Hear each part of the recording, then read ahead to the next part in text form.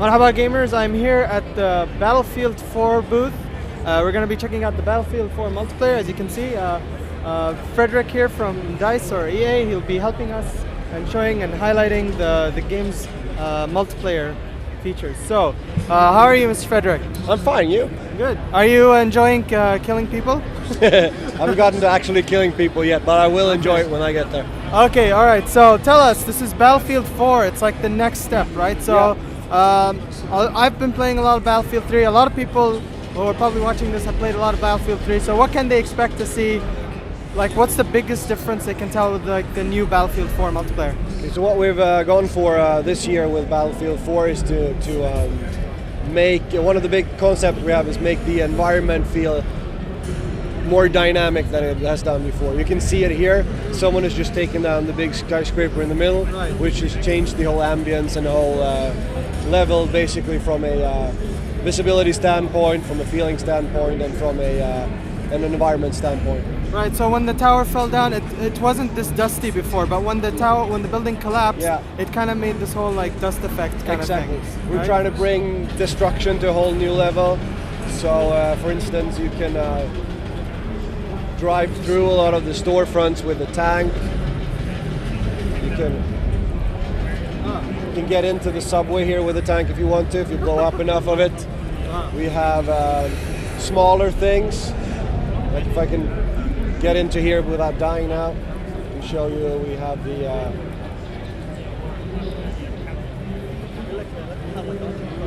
it's a button on the wall over here where you can close the shutter gates down over here. Oh, so there's like some strategy, I guess, involved. Like you can actually interact with the object. Interact with the environment, and the idea is that you can use the environment as a strategic point in the game. So we have a lot of smaller things spread out over the level. This is one of them. So I'm assuming, I'm trying to guess here, but let's say in one of the maps you have like a base or a camp. Could you also like sort of build, let's say, a wall or a barrier to help fortify your base? Yeah, that's the general idea, that you can, if you're in a room and you want to shut, access areas off, you can do that. We have electricity that you can turn on and off, so you can see other people more clearly when the electricity is on, and when it's off you can't see them. We have these things where the sound goes off if you run through them. It's sort of metal detectors, you can see.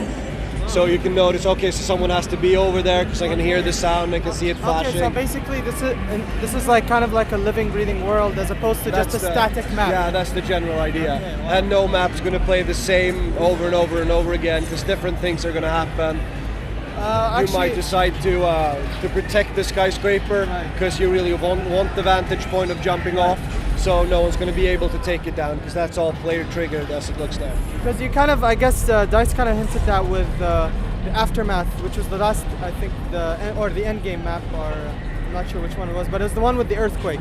So like it was like kind of giving us a hint that there are like interactive maps, like you don't know what's going to take. You can say that, yeah. Okay. What we're going for now, I mean, the Aftermath maps were sort of more scripted events, and what we really want to bring now is the events that the player themselves can trigger. Okay. So that it doesn't feel just like something that happens every time and every round you play at a certain set point. That if you decide to tactically keep the vantage point in the skyscraper, for instance, then it doesn't tumble over. So that's what we're going for. Okay, and what about, now I have to ask this, I love vehicles, I love flying, I love using tanks, but when it comes to like helicopters and planes, I kind of face a bit of difficulty. Okay. There's like a little bit of a learning curve to them.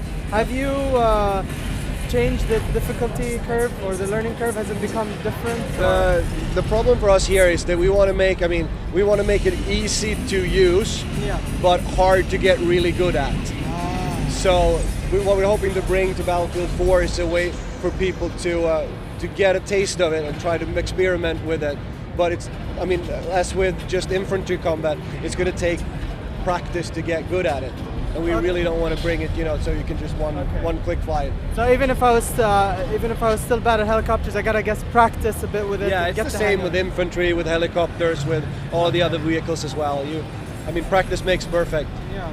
And I'm noticing there's like a big screen over there. What's going on over there? Over there we're showing Commander mode, which is back from BF2. Okay. So what we have up here is it's Bjorn playing commander mode.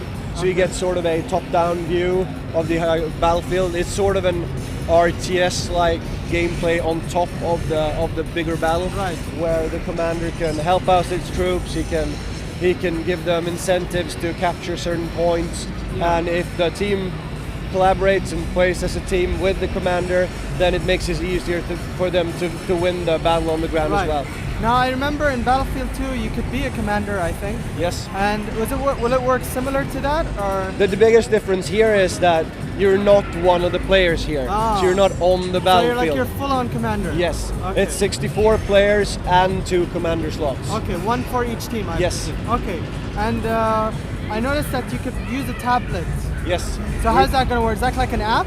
Yes, it's an app on both iOS and Android, Okay. and if you own the game, then you can use the tablet app. Okay. It's included in the game. Okay, and I'm assuming you can't use the app and play the game at the same time. I mean, if you had 2 copies, you could.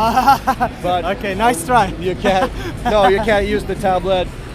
You can't use the tablet as a commander Right. and play the game at the same time. Okay. We still have Battlelog on tablet, Right. which means that you can change your loadout and stuff like that on the tablet while you're playing. Yeah. So you can still use the tablet while you're playing, Right. not just not as a commander.